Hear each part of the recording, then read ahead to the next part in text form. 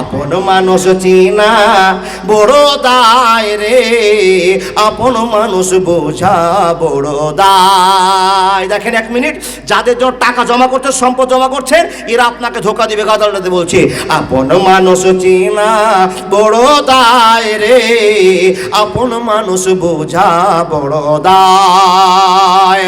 চাইলে তারে যায় না বলা, বুকের ভিতর কষ্টের মেলা। চাইলে তারে যায় না বলা, বুকের ভিতর কষ্টের মেলা। আপন মানুষ সবচেয়ে বেশি আপনকে কাঁদায়, আপন মানুষ সবচেয়ে বেশি আপনকে কাঁদায়, আপনকে কাঁদায়।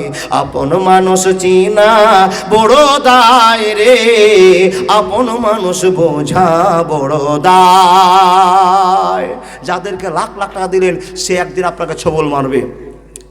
বাবুই পাখির হয় না বাসা, হয় না ঘরে ঠায়, ঝড় বাদলে কাটায় রে সে ঘরের দরজায়। আল্লাহর বান্দা, বাবুই পাখি ঘর বাঁধিলে হয় না ঘরে ঠায়, ঝড় বাদলে কাটায় রে সে ঘরের দরজায়। পারে না সে ছাড়তে মায়া, ছাড়ে না ঠিকানা। আমি হলাম পথের পথিক, সবই আমার জানা। সময় সুযোগ পেলে মানুষ আপনকে কাঁদায়, আপনকে কাঁদায়।